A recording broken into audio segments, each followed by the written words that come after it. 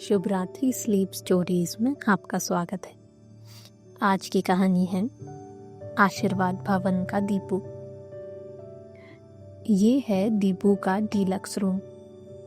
सीढ़ी के नीचे बरसाती डालकर बनाए गए इस मेकशिफ्ट रूम को इस घर के बड़े भाई साहब ने ये नाम दिया है, डीलक्स रूम।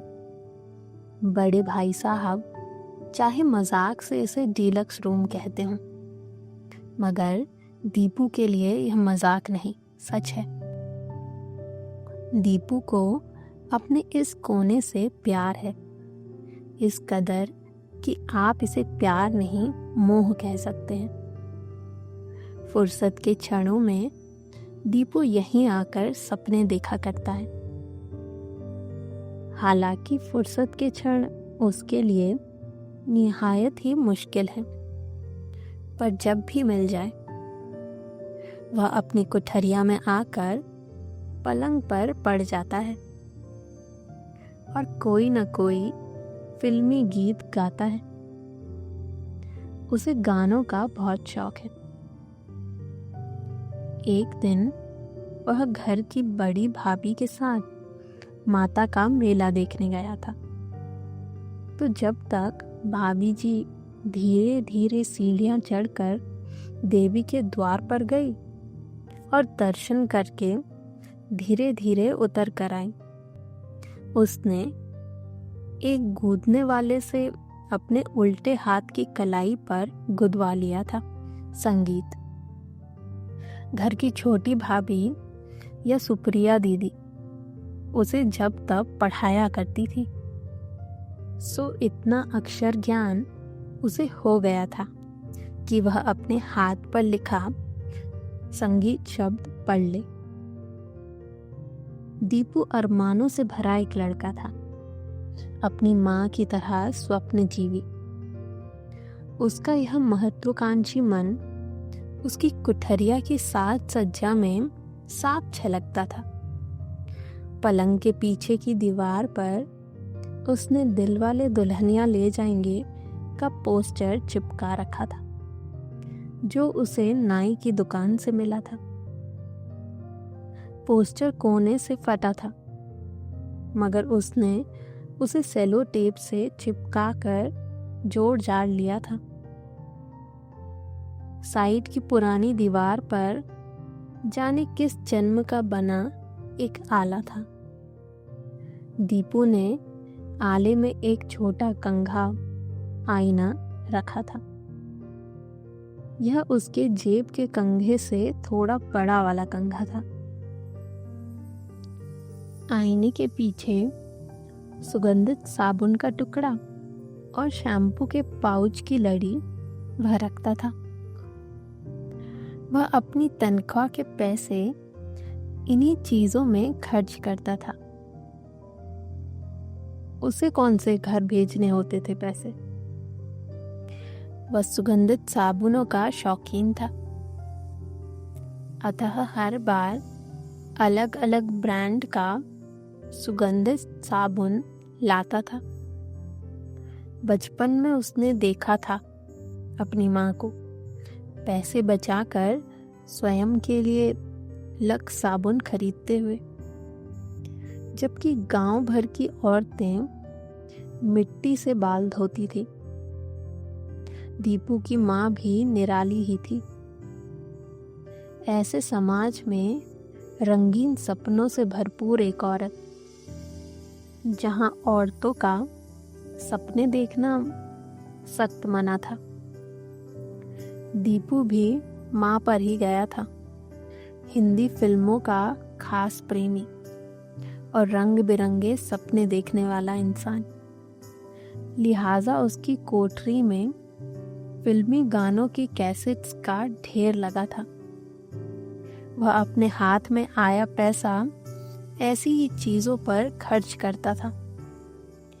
खाने पहनने को तो घर मालिक दे ही देते थे।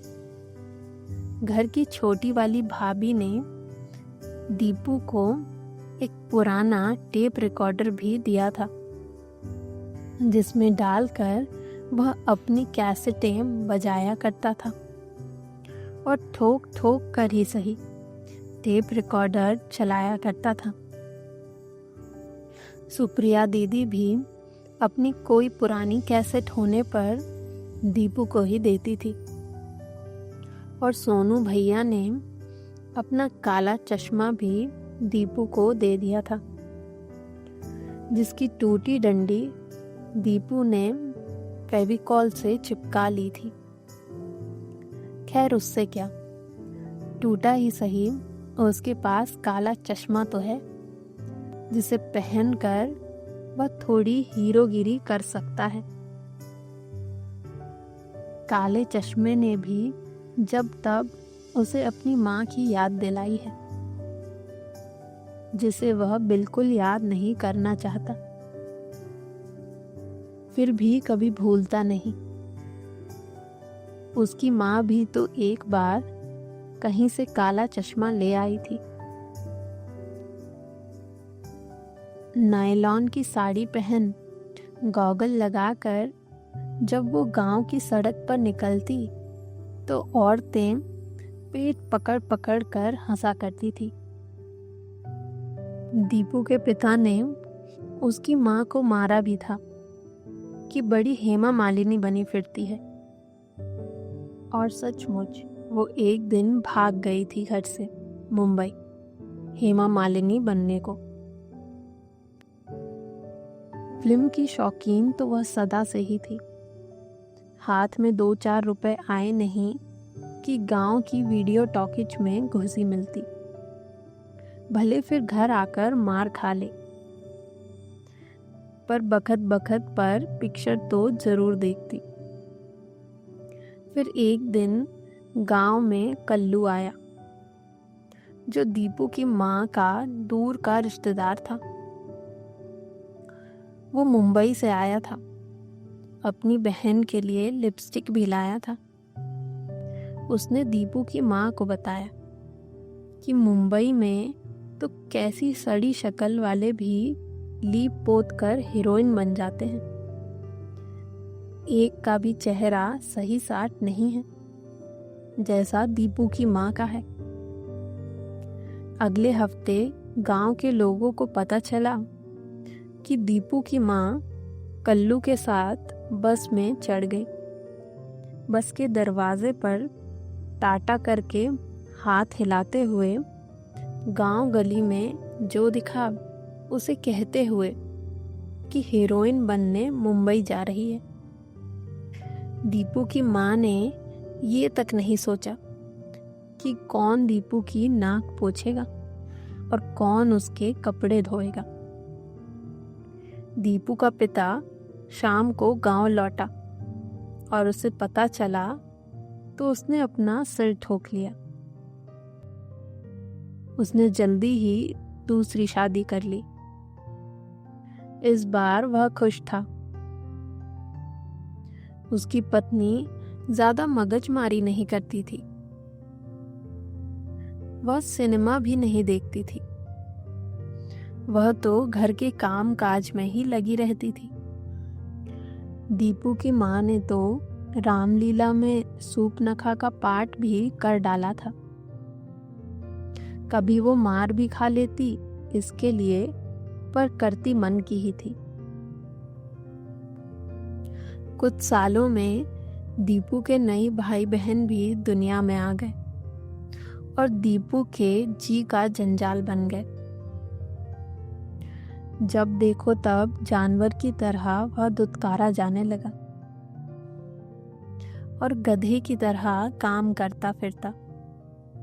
और तो और दीपू के लिए भैंस की पीठ पर सवारी करना, नदी में खड़े होकर अपने पाँव में मछलियों से कटवाना, बंदरों पर गुलेल चलाना जैसे अकेले खेले जाने वाले खेल भी दुश्वार हो गए थे।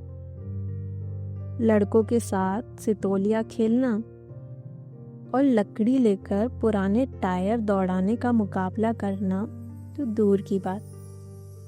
वजह यह कि दीपू जहां भी दिखता लड़के चिढ़ाने लगते। दीपू की माँ भाग गई हेमा मालिनी बनने। जी हल्का करने के लिए दीपू के पास एक ही चीज बची थी कि वह गांव से किसी भी बस में चढ़ जाए। टिकट नहीं था, सो कंडक्टर ने पास के ही एक शहर में उतार दिया। 2 झापड़ सो लगा दिए। अभी तो झापड़ दीपू का इंतजार कर रहे थे। वह अब इस अजनबी शहर में था, भूखा, बिना सहारे, जेब में एक फूटी कौड़ी नहीं। पेट पे हाथ धरे वह एक मस्जिद के ओटले पर सो गया। शाम की अजान हुई तो उसकी नींद खुली। दूर पटरी पर एक मुल्ला जी छोटे से तख्ते पर दुकान सजाए पाव बेच रहे थे। दीपू उनके सामने जाकर खड़ा हो गया। हाथ पसारने की हिम्मत तो उसकी नहीं हुई, मगर उसकी नजरों में जाने क्या था। मुल्ला जी ने उसकी ओर एक पाव बढ़ा दिया और पूछा कि भूखा है क्या? तेरा नाम क्या है? अब कैसे बताता कि उसका नाम दीपक उर्फ दीपू है। क्या जाने यहाँ क्या हो जाए। सो वह पाव चबाता चबाता ही वहां से सरपट भागा। 2-4 गली मोहल्ले पार किए होंगे कि एक चाय का ठेला दिखा। वो चाय के ठेले के सामने भी वैसे ही जाकर खड़ा हो गया, आंखों में याचना लिए, जैसे मुल्ला जी के सामने खड़ा हुआ था। मगर मुछंदर चाय वाला शायद मुल्ला जी की तरह दयावान नहीं था। उसने अपनी मूंछ पर ताव देते हुए दीपू को घूर कर देखा, पर पूछा नहीं कि चाय पिएगा क्या। इतने में एक ग्राहक आकर बेंच पर बैठा। 2 पहले ही बैठे चाय सुड़क रहे थे। ग्राहक ने स्पेशल चाय मांगी। मुछंदर सेठ ने अपने यहाँ काम कर रहे लड़कों में से एक को आवाज लगाई, ए छोरा, इधर आ, एक स्पेशल चाय दे। छोरा तपेली में से चाय डालने लगा। इतने में सेठ ने दीपू से पूछा, क्यों रे, कब बसी धोएगा? दीपू ने हाँ में गर्दन हिलाई। कोठी के पास ढेर पड़ा है, धो ले और लाइन में जमा दे। सामने लकड़ी के रैक में सेठ ने उंगली से इशारा किया। और हाँ, फोड़ना नहीं। इस पल में जाने कहां से दीपू में विनम्रता उतर आई कि उसने कहा, जी सरकार। जी सरकार इतना अच्छा संबोधन तो चाय वाले ने अपने लिए कभी किसी के मुंह से नहीं सुना था। अतः उसने माथा ऊंचा किया और गर्व से भरी आवाज में कहा, छोरे, तूने अच्छा काम करके बताया तो कल से चाय बांटने के काम में लगा दूंगा, पर आज तो मुफ्त में ही काम करना पड़ेगा। खाली चाय दूंगा आज। दीपू ने फिर कहा, जी सरकार। तो बाकी के 3 छोरे खी खी करके हंसे। सेठ ने उन्हें चुप करवाया। जो भी हो, दीपू को तो मानो मुंह मांगी मुराद मिल गई। और ये जी सरकार दीपू ने कहाँ से सीखा होगा? निश्चित ही हिंदी फिल्मों से। अपनी माँ के साथ कितनी बार तो वह वीडियो टॉकीज जाता था फिल्में देखने। दीपू को 2-3 घंटे का समय कैसे गुजर गया पता ही नहीं चला। रात 10 बजे सेठ ने ठेले की गुमटी बंद कर दी और घर चला गया। दीपू को चाय बिस्किट मिलकर भी तृप्ति हो गई। अब सोने की समस्या आई। तो बाकी जो लड़के ठेले में काम करते थे वह उन्हीं के साथ ठेले के नीचे गुदड़िया बिछाकर सो गया।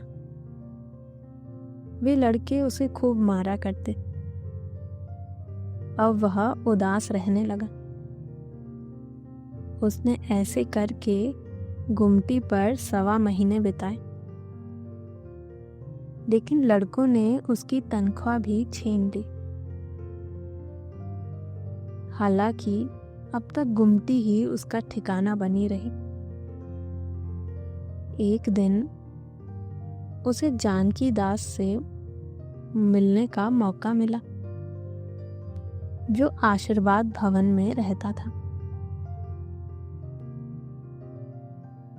जानकी दास ने आशीर्वाद भवन में एक काम करने वाले की जरूरत बताई। उसने तुरंत हाँ में उत्तर दिया। वह चाहता था कि उसे यहाँ से कैसे भी मुक्ति मिल जाए। वह जब वहां पहुंचा तो उसे सच में ऐसा लगा जैसे उसे आशीर्वाद मिल गया हो। आशीर्वाद भवन उन लोगों के मकान का नाम था। चक्रधर भैया उनके 24 घंटे के नौकर। यहाँ तक कि खाना बनाने वाली नहीं आए तो वे खाना बनाते। खाना बनाने वाली आती तो भी चटनी, सलाद, रायता बनाने जैसे रसोई के ऊपर के काम वही करते थे। इसमें चक्रधर भैया को कोई तकलीफ नहीं थी, मगर और भी तो काम थे ऊपर के, जिनके लिए 24 घंटे भी कम पड़ते थे। सो चक्रधर भैया को एक सहयोगी की जरूरत थी। ऐसा सहयोगी जिसके चलते उनका आसन डिगे नहीं और वे घर के सेवकों के सरताज रहे। यानी कि उनको एक सहयोगी हाथ नहीं पूंछ की जरूरत थी, जो उनके पीछे पीछे चले और वो जो काम बताए वह करता जाए। इसके लिए उपयुक्त कोई कम उम्र का लड़का ही हो सकता था। ऐसा ही लड़का ढूंढने के लिए घर के बड़े भाई साहब ने जानकी दास को याद किया था। जानकी दास उनके एवं और भी कई घरों के लिए अनौपचारिक एजेंट था, जो ज़रूरत पड़ने पर सेवक या सेविका ढूंढकर लाकर दिया करता था। जानकी दास को अपना कमीशन मिल जाता था। सो अभी अभी आशीर्वाद भवन में एक ऐसे ही सेवक की ज़रूरत थी जो बच्चा हो, उम्र में कच्चा हो। बड़े भाई साहब ने जानकी दास से साफ कह दिया था कि 12 का हो तो भी चलेगा, पर जिसे भी लाओ उसे अच्छी तरह रटवा देना कि उसकी उम्र 14 है। इसलिए जानकी दास ने जब दीपू को चाय की दुकान में देखा तो उसकी बाँछें खिल गई। यूं जानकी दास को दिख रहा था कि दीपू की मूंछ नहीं फूटी है और आवाज़ इतनी पतली है कि वह लता मंगेशकर का गाना भी गा सके। मगर उससे क्या, उसने दीपू को सिखा दिया कि कोई भी उसकी उम्र पूछे तो 14 बरस ही बताना है। दीपू की ये बात समझ नहीं आई, क्योंकि चाय वाले सेठ ने यही बताया था कि उसे कोई उम्र पूछे तो 14 बताना। खैर, दीपू खुश था कि चाय की दुकान से उसे छुट्टी मिल गई। जानकी दास ने दीपू को आशीर्वाद भवन के जो हरियाले ख्वाब बताए थे वो सच्चे ही थे, झूठे नहीं। दीपू को दोनों टाइम पेट भर खाना मिलता था, सुबह की चाय भी। उसके अतिरिक्त भी खाने पीने की कोई चीज़ उसे मिल ही जाती थी, यहाँ तक कि टॉफ़ी गोली भी या मिठाई भी। कोई भी चीज़ खराब होने का डर होते ही चक्रधर भैया दीपू को दे देते थे। घर की बड़ी भाभी तो रोज़ प्रसाद चढ़ाती, वो सबको बांटती थी, घर वालों से लेकर चक्रधर और दीपू सबको। जैसे ही बड़ी भाभी पूजा घर से निकलती, दीपू सब काम छोड़कर हथेली पर हथेली रखकर प्रसाद लेने की मुद्रा में वहां खड़ा हो जाता। वैसे भी उसके काम तो घर भर में घूमने फिरने के ही थे। कभी चक्रधर उसे छत पर कपड़े सुखाने या उतारने भेजता, तो कभी बड़ी भाभी उसे सुप्रिया दीदी या सोनू भैया को जूते पहनाने को या उनके बस्ते उठाकर बस स्टॉप तक छोड़ के आने को बोल देती। दीदी और भैया से कोई ये न समझे कि वे उम्र में दीपू से बड़े थे। वे तो उससे छोटे बच्चे थे, मगर दीपू क्या, चक्रधर तक उन्हें सुप्रिया दीदी और सोनू भैया ही कहता था। और दीपू को भी यही सिखाया गया था। पर इससे दीपू को बिल्कुल तकलीफ नहीं थी। वह यहाँ मज़े में था। बड़ी भाभी यदि प्रसाद देती थी तो छोटी भाभी उसे अक्षर ज्ञान कराती थी। वे चाहती थी कि दीपू अनपढ़ ना रहे। दोनों भैया लोग चक्रधर को डांट देते थे, पर उसे नहीं, शायद बच्चा समझकर। हाँ, काम करवाने में वो कोई कसर नहीं छोड़ते थे। छोटे भैया दीपू से सिर की चंपी करवाते तो करवाते ही जाते, घंटों मना करने के का नाम नहीं लेते, भले दीपू के हाथ दुख जाएं। बड़े भैया दीपू से गिनकर 500 मुक्के लगवाते अपनी कमर पर। उनको कमर में दर्द जो रहता था। अम्मा जी भी थी जो दिन भर रामायण बाँचती रहती थी। वह भी जोर जोर से अक्षर जोड़ जोड़ कर। वो भी लगभग अनपढ़ ही थी, कभी स्कूल नहीं गई थी। उन्हें बस गिनती गिनना और रामायण बाँचना ही सिखाया गया था। अम्मा जी को अपनी रामायण जी में अगाध श्रद्धा थी और दोनों बेटों को अपनी अम्मा जी में। वे अम्मा जी के आगे किसी की भी नहीं सुनते थे।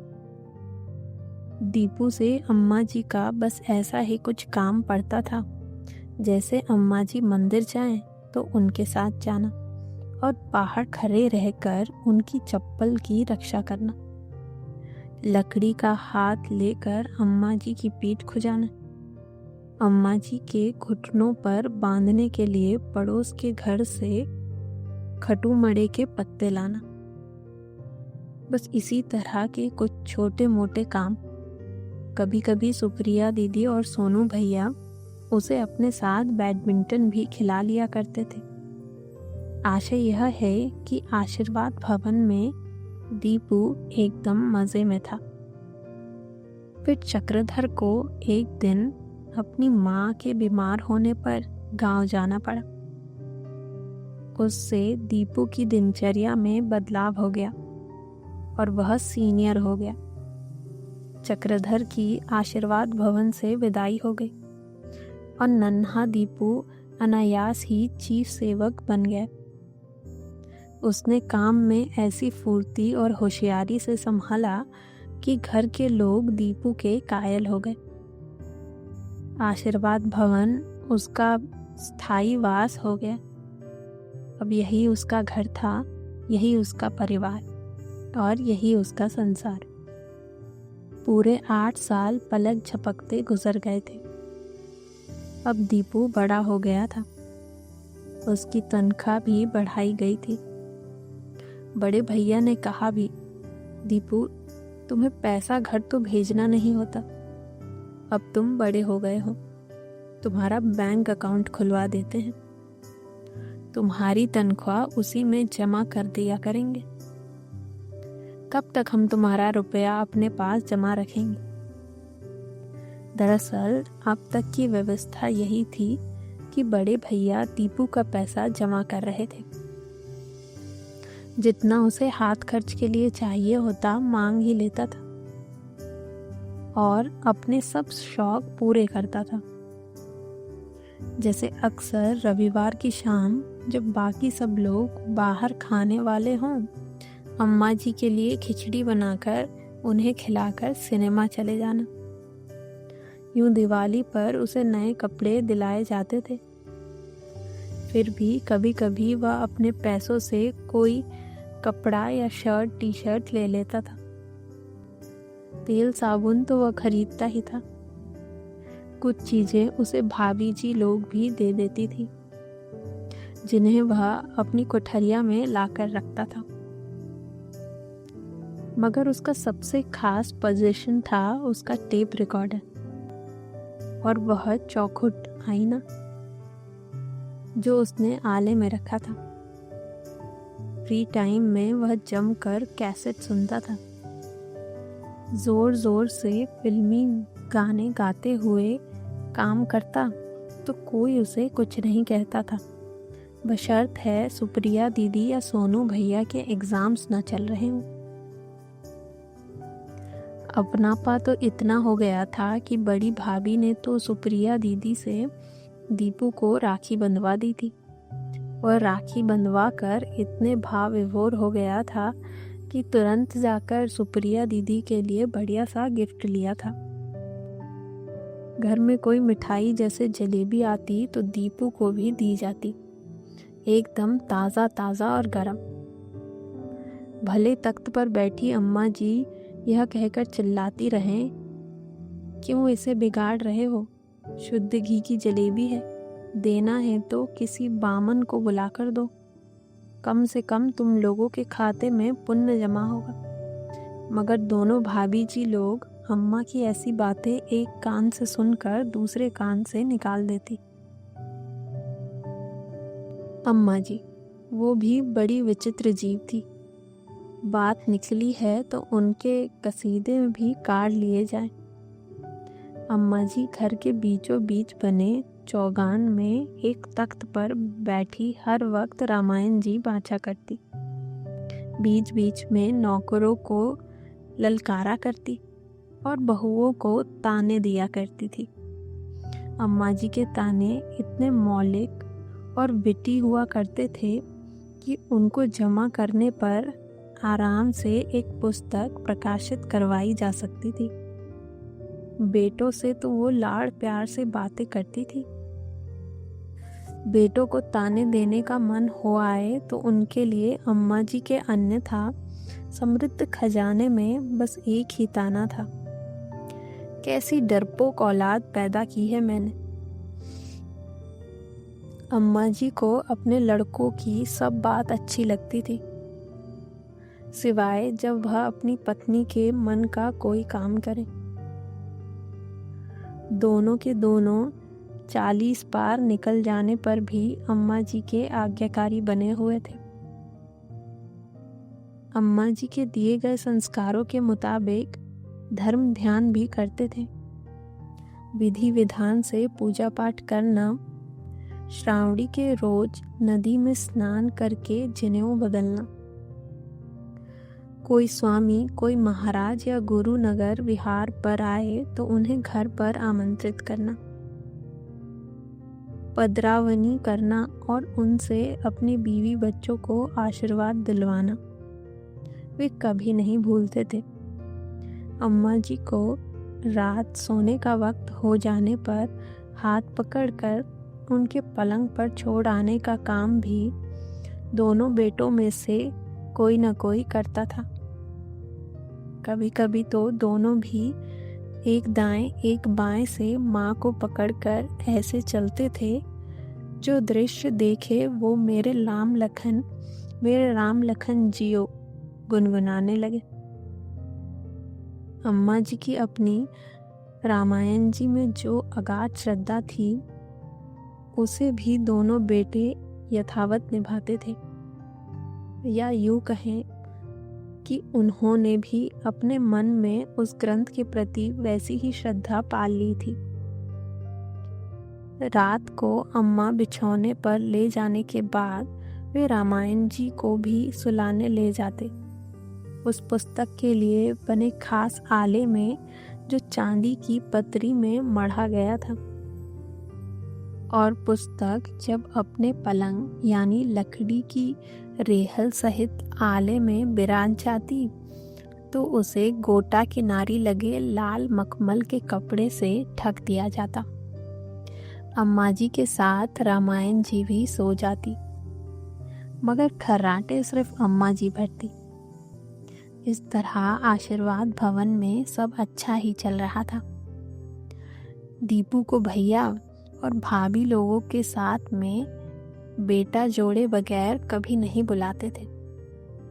दीपू बेटा इस तरह बार बार गूंजता कि लगता दीपक का सरनेम बेटा है। बेटा होने के जोश में दीपू भी दुगना काम करता।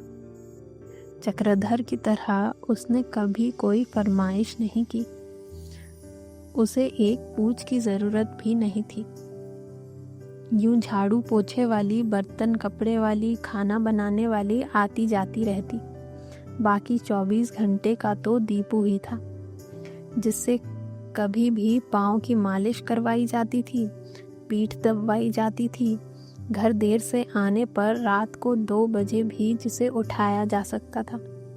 ड्राइवर ना आने पर गाड़ी भी चलवाई जाती थी। भैया लोगों ने दीपू को भी लाइसेंस दिलवा दिया था। झाड़ू पोछे वाली के साथ वो जाले झाड़ता, कपड़े वाली के साथ कपड़े डोरी पर लगवाता, बर्तन वाली बर्तन साफ करे तो उन्हें पोंछ कर ठीक से जमाता, खाना बनाने वाली के साथ आलू छीलता, सब्जी कटवाता, मिक्सी चलाता, उसके जाने पर रसोई का प्लेटफॉर्म धोता वगैरह वगैरह। मगर एक दिन लहरों की आवक जावक की लय में सहज बहते आशीर्वाद भवन में तूफान आ ही गया। अम्मा जी के पास खूब रकम सामान था, जिसमें से कुछ उन्होंने दोनों बहुओं को आधा आधा बांट दिया था, मगर सारा नहीं। अम्मा जी इतनी मूर्ख भी नहीं थी कि सारा खजाना ऐसा खाली कर दे कि बहुओं की लार ही सूख जाए। उसका टपकते रहना जरूरी था। सो अम्मा जी ने कुछ गहने अब भी अपने पास रखे थे। कुछ को तो गलाकर सोने की डलिया बनवा ली, ताकि सुप्रिया की शादी के निमित्त और सोनू की भावी बहू के लिए ज़रूरत पड़ने पर नए डिज़ाइन का कुछ करवा सके। खैर, यह सब होता उसके पहले ही एक और काम आ गया। वे मंदिर गई थी तो स्वामी जी ने कहा था कि मंदिर का स्वर्ण कलश बनाने की योजना है। उसके लिए उनके शिष्यों और शिष्याओं और श्रद्धालुओं में जिससे जो बने उतना करना है। बस उसी के लिए अम्मा जी उस रोज़ अपनी तिजोरी से 9 तोला सोना निकाला था और एक लाल थैली में डालकर अपनी छोटी सी जिस तकियानुमी गद्दी पर वह बैठती थी उसी के नीचे रख लिया था और रामायण जी बाँचने बैठ गई थी। सुबह नहाते ही वे तिजोरी से सोना निकाल लाई थी और शाम को संध्या आरती के लिए मंदिर जाने के लिए साथ ले जाने हेतु उन्होंने तकिए के नीचे हाथ डाला तो सोना थैली सहित गायब था। अब अम्मा ने वो कोहराम मचाया कि पूछो मत। अम्मा ने कहा, पुलिस में रपट लिखाओ, जो कोई बेचने जाएगा सो पकड़ा जाएगा। बड़े भैया ने मना कर दिया। बावरी हुई हो अम्मा, जरा सी बात में पुलिस को घर दिखाओगी। सोना मिल गया तो कौन सा पुलिस तुम्हें वापस दे देगी। बड़े भैया ने कहा तो अम्मा जी चुप कर गई। उन्होंने फिर पुलिस की बात नहीं की, मगर मन में तो हलचल मची हुई थी। पूरे 7 दिन हो गए थे सोना गए। अम्मा जी दिन भर बड़बड़ाती और ताने मारती रहती। बहुओं को उन्होंने ताना मारा कि उन दोनों के हाथ पैर चलते नहीं, जब देखो पड़ी पड़ी अलसाया करती हैं। तभी तो इतने नौकर चाकर लगे हैं घर में। पीसा लत्ता देख के गरीब मनक का मन खराब होते कितनी देर लगती है, मगर इन्हें तो झाड़ वाली भी चाहिए, मालिश वाली भी चाहिए, बिस्तर में चाय भी चाहिए। खुद तो फली भी फोड़ के दे नहीं सकती। इनका बस चले तो पैर में चप्पल पहनाने वाला भी किसी को बुला ले। अम्मा तिक्त स्वर में उल्हाना देती। पोछा लगाने वाली आती तो अम्मा अपने तख्त पर बैठी बैठी ही झांक कर देखती कि अब वह किस कमरे में पोछा लगाने गई है, और फिर उसी दिशा में मुंह कर कर कहने लगती, जिसने भी मेरा सोना लिया है उसका सत्यानाश हो जाए, उसका घर फूट जाएगा। पोछे वाली मुंह में पल्लू लिए खीखी हंसती। मगर धोबिन को जब यही ताना दिया जाता तो वो इतनी जोर पूरे 60 कपड़ों का गट्ठा फेंक कर चिल्लाई कि गट्ठा सीधे दीपू की नाक पर लगा और वह टूटते टूटते बची। धोबिन तो इतनी गुस्सा थी कि श्राप को उलट अम्मा जी पर मार गई कि जो गरीबों पर झूठा इल्जाम लगाता है उसी का सत्यानाश होगा। रोटी बनाने वाली ने तो अम्मा जी के ताने सुन सुनकर काम ही छोड़ दिया। बोली, हम तो हाथ पैर ही चला रहे हैं, भीख तो नहीं मांग रहे, फिर भी चोरी का शक करते हो तो तुम्हारे यहाँ कल से नहीं आएंगे। दोनों बहुओं ने हाथ जोड़कर सासू जी की तरफ से माफ़ी मांग ली। इस पर भी केसरबाई टस से मस ना हुई, लगा लगाया काम छोड़कर चली गई। ऐसा नहीं कि दीपू का नंबर नहीं आया। अम्मा का कहना था जिसकी माँ भाग गई हो उसका क्या ईमान धर्म होगा और क्या संस्कार। इसकी बरसाती तलाशो, बहुत सिर पर चढ़ाया है तुम लोगों ने। मगर दीपू बुरा मानता उसके पहले ही दोनों भाभी जी लोग उसे पुचकार लेती। अम्मा जी को तुम जानते ही हो दीपू, हमें तो तुम पर पूरा विश्वास है, तुम तो हमारे बेटे जैसे हो। दीपू भी जानता था कि उसके नाम से बेटा शब्द कभी अलग नहीं हुआ था।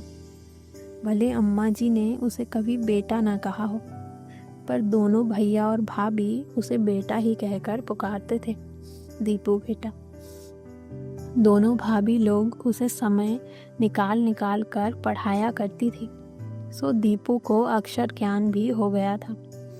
भाभी लोगों का प्यार देखकर भावना भावना में बहकर उसने अपनी माँ के भागने का राज भी घर वालों को कब बता दिया था उसे भी पता नहीं। तभी तो बीच बीच में दीपू के लिए यह ताना भी हवा में छोड़ देती थी अम्मा जी, देखना मेरा सोना बेचकर भाग जाएगा ये भी हीरो बनने, बम्बई का टिकट कटा लेगा, और अपनी नाक तो कब की कटा चुका है। नाक वाली बात अम्मा जी ने इसलिए कही थी कि भाभी जी लोगों की शह के चलते अम्मा जी के तानों का दीपू बुरा मानने के बजाय हंस देता या किसी फिल्मी धुन की सीटी बजाते हुए काम करता रहता। इस तरह पूरे 7 दिन निकल गए थे अम्मा का सोना गुमे हुए। अम्मा जी स्वामी जी के दरबार भी नहीं गई थी, खाली हाथ जाने का मन ना हुआ। आखिर वे सोना लेकर जाने वाली थी उस दिन। 7वें दिन तो खुद स्वामी जी का ही बुलावा आ गया कि सेठानी आने वाली थी, सो अब तक आई नहीं। फिर तो स्वामी जी 2 महीने के लिए हरिद्वार जा रहे हैं, उसके बाद ही लौटेंगे, सो वे मिलने ही आ जाएं। इस दफे दोनों बेटे बोले, चलो अम्मा, यूं कन्नी ना काटो, सोना चला गया उसमें तुम्हारा क्या दोष, जो तुम स्वामी जी को मुंह न दिखाओ। 9 तोले सोने की कीमत का पैसा हम अपनी तरफ से दे देंगे कलश के लिए, ये तो पुण्य का काम है, हम कर देंगे। सो अम्मा जी चली स्वामी जी के द्वार, इस बार दोनों बेटों के साथ। वहाँ दुनिया जहाँ की कई बातें हुई।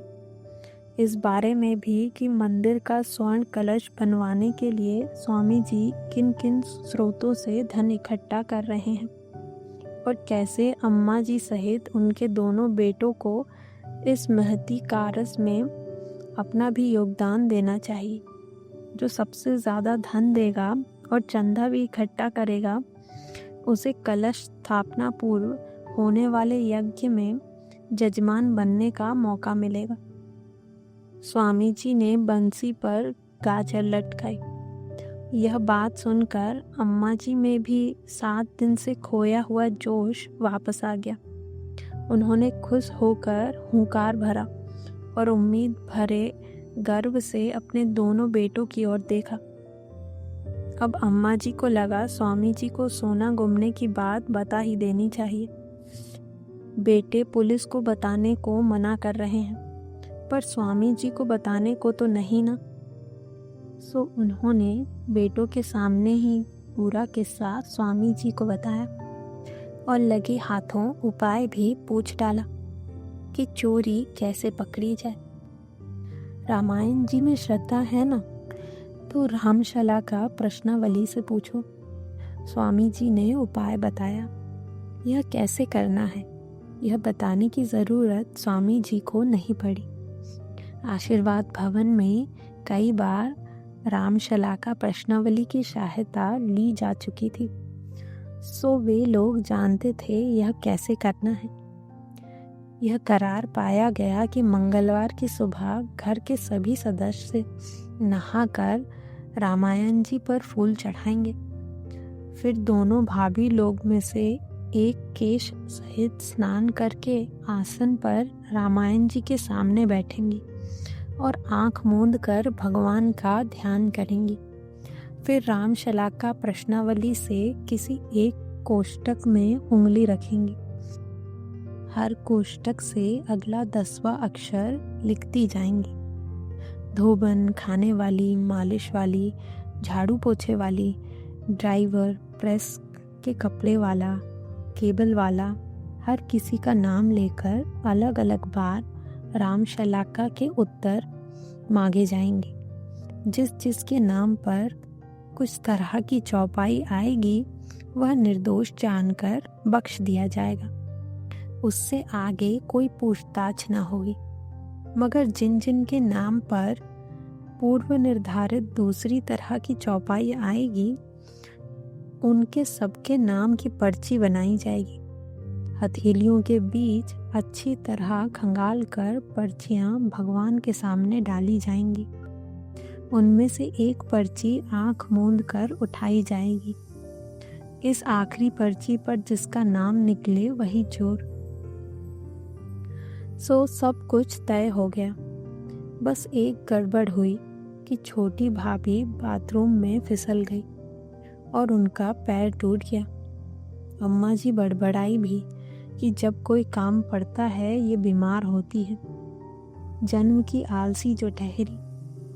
मगर इतने से व्यवधान के लिए मुहूर्त नहीं टाला गया। प्रश्नशलाका की बैठक हुई और उत्तर भी आया। अंतिम पर्ची में दीपू का नाम था, जो बड़ी भाभी ने कांपते हुए ओठों से पढ़ा। ऐसा लग रहा था ताजे धुले केश के साथ उनकी आंखें भी नम हो गई थी। अब बारी थी दीपू की बरसाती पर छापे की, जहां फिल्मी पोस्टर, टेप रिकॉर्डर, कैसेट्स, साबुन, तेल के साथ ही एक ब्रांडी की बोतल भी मिली थी। आईने के पीछे एक बड़ा सा दिया उल्टा रखा था। बड़े भैया ने उसे सीधा किया तो उसके नीचे ढेर सारी चिल्लर निकल कर बिखर गई। क्यों रे, कहाँ से चुरा चुरा कर इकट्ठी की ये चिल्लर? दोनों भाई ने दीपू पर लात घूंसे की बौछार कर दी। सुप्रिया और सोनू ऊपर की खिड़की से सहमे हुए देख रहे थे। बड़ी भाभी हक्की बक्की खड़ी देख रही थी और छोटी भाभी बकायदा रो रही थी। अम्मा ने घुटने पकड़कर इतनी दूर चौक तक चलकर आना जरूरी नहीं समझा। वे तो अपनी राजगद्दी पर बैठी बैठी यह सोच कर मग्न थी कि राम जी की कृपा से चोर पकड़ा गया, अब पिटाई हो रही है। उधर दीपू लात घूसों के बीच बार बार चिल्ला रहा था, मैंने चोरी नहीं की भैया, मैं चोर नहीं हूँ, माँ कसम मैंने चोरी नहीं की। हमको भी पता है तेरी माँ की कसम कैसी पक्की है, जैसी माँ वैसा बेटा। चल बेटा अब तो थाने चलना। दीपू कुछ बोल पाता उसके पहले ही छोटे भैया की लात दीपू की पेट पर ऐसे पड़ी कि वह बिलबिला कर गिर पड़ा। दोनों भाई रुक गए कि कहीं उसे कुछ हो तो नहीं गया। उसे थाने देने की बात छोड़ दी गई। पानी के छींटे मारे तो वह उठ गया। बड़े भैया बोले, चल दफ़ा हो जाए यहाँ से, अब कभी अपनी शक्ल मत दिखाना। दीपू निकलने के लिए हुआ और भैया से बोला, भैया जी मेरे पैसे जमा हैं, आप वो तो दे दो, फिर कभी यहाँ नहीं आऊँगा, आपको मुंह नहीं दिखाऊंगा, माँ कसम। फिर माँ कसम बाज नहीं आएगा तू? कोई पैसे वैसे नहीं है, जो सोना तूने उठाया है ना उसमें सब हिसाब किताब बराबर हो गया, अब जा रास्ता ना। अब छोटे भैया कह रहे थे, मैंने सोना नहीं लिया, माँ की नहीं चाहे तो किसी और की कसम खिला लो, दोनों भाभी जी की कसम, सुप्रिया दीदी की कसम। अच्छा अब तू हमारे बीवी बच्चों की कसम खाएगा? बड़े भैया दहाड़ कर जिस वक्त कह रहे थे उसी वक्त छोटे भैया ने खूंटी पर टंगी दीपू की जीन्स में से उसका ड्राइविंग लाइसेंस भी निकाल कर खुद की जेब के हवाले कर लिया। दीपू समझ गया कि हज़ारों रुपयों के साथ उसका लाइसेंस भी जब्त हो गया। वह रोने लगा, भैया मेरा पैसा दे दो, लाइसेंस दे दो। अब छोटी भाभी आगे बढ़ाई थी, भैया जी प्लीज़, बच्चे का रुपया लाइसेंस ना रखो, हमको पाप लगेगा। कौन सा हम रखेंगे छोटी इसका रुपया, स्वामी जी को ही देंगे, मंदिर में कलश के काम आएगा। तुम कहती हो तो लाइसेंस दे देते हैं, मगर फिर ये हमको कभी अपना मुंह नहीं दिखाएगा। और कार के लाइसेंस के साथ ही दीपू ने आशीर्वाद भवन छोड़ दिया। वह बहुत देर तक फुटपाथ पर रोता रहा। रात के करीब 1 बजे जब उसे पता था कि सब सो जाते हैं, वह हाथ में एक बड़ा सा पत्थर लिए घर के सामने आया और जोर जोर से आशीर्वाद भवन लिखी संगमरमर की नेम प्लेट पर दे मारा। आशीर्वाद टूटकर नीचे गिर गया। कॉलोनी में कोई चिल्लाया भी, कौन है कौन है, मगर उसके पहले ही दीपू भाग गया। फिर वह कभी नजर नहीं आया, पता नहीं कहाँ गया। इस घटना को 8 साल हो गए थे। अम्मा जी इस बीच नहीं रही थी। सुप्रिया की शादी हो गई थी। शादी ऐसी ठाट बाट से हुई कि देखने वाले देखते रह जाएं। सोनू आगे की पढ़ाई के लिए लंदन चला गया था। बड़े भैया को डायबिटीज हो गया था। छोटे भैया को एक कार एक्सीडेंट में मल्टीपल फ्रैक्चर, जिसके ठीक होने के बाद भी उनका लंगड़ाकर चलना कभी नहीं छूटा। अम्मा के घुटनों का दर्द ज्यों आकर बड़ी भाभी के पाँव में समा गया। मगर अब दीपू जैसा कोई नहीं था जो पड़ोस के घर से खटूमड़े के पत्ते लाकर देता। उसके बाद 24 घंटे का आदमी मिला ही नहीं। दीपू तो क्या, चक्रधर जैसा भी नहीं। नौकर आते और छुट्टे काम करके चले जाते। दोनों भाभी जी जब तब दीपू को याद करती, छोटी भाभी कुछ ज़्यादा ही। वे हमेशा कहती, हमने दीपू के साथ अच्छा नहीं किया। किसी का भी नाम आ जाता, दीपू का नहीं आना था। रामायण जी की पर्ची झूठी है। छोटी भाभी ने दोनों भैया लोगों, यहाँ तक कि बड़ी भाभी से भी छुपा कर पंडित जी को रुपए दिए थे कि कोई पूजा पाठ करा ले। क्या मालूम दीपू का ही श्राप लग गया हो, जो घर भर में सबको कुछ ना कुछ बीमारी हो गई। वैसे सबसे जटिल बीमारी तो छोटी भाभी को ही हुई थी, बार बार हाथ धोने की बीमारी, जिसके चलते उनकी हथेलियों की चमड़ी छिल गई थी और कभी कभी खून भी रिसता था। डॉक्टर ने कहा साइकेट्रिस्ट को दिखाओ। साइकेट्रिस्ट ने कहा ओसीडी है और दवा भी लिखी। साथ ही मरीज की हिस्ट्री भी जाननी चाहिए, मगर छोटी भाभी ने बताई नहीं। इनमें से कोई भी बीमारी ऐसी नहीं थी कि भैया लोगों की फैक्ट्री बैठ जाए या घर की चक्री रुक जाए। टुचुर टुचुर ही सही जिंदगी चल तो रही थी, कमाई भी तगड़ी हो रही थी। तभी एक दिन की बात है, भैया लोगों के ऑफिस से एक आदमी दौड़ता हाँफता आया। उसने बड़ी भाभी जी के कान में एकदम नज़दीक मुंह लाकर कुछ कहा। बड़ी भाभी जी ने छोटी भाभी जी को दौड़कर अलर्ट किया, अरे छोटी, हमारे यहाँ इनकम टैक्स का छापा पड़ा है। अभी तो वे ऑफिस में हैं, घर भी आ सकते हैं। तुम्हारे गहने लत्ते तो सब डिक्लेयर्ड है ना, और बैंक में ही होंगे। मेरे पास मेरे मायके के 2 सेट हैं। मैं पड़ोस में संध्या के यहाँ रखने जा रही हूँ। तुम्हारे पास क्या है, दे दो, वह भी रखाऊंगी। मेरे तो सब सेट डिक्लेयर्ड हैं, बैंक में ही रखे हैं। मगर क्या छोटी? एक चीज़ है अनडिक्लेयर्ड, वो अपने गहनों के साथ संध्या के यहाँ रख दो भाभी जी। दो, क्या है वो? 9 तोला सोना। बड़ी भाभी जी से आंखें मिलाए बगैर छोटी भाभी जी बोली। इस घटना के कारण आज इतने सालों बाद ही शहीद दीपू निर्दोष था। इस बात का पता पूरे घर वालों को चला।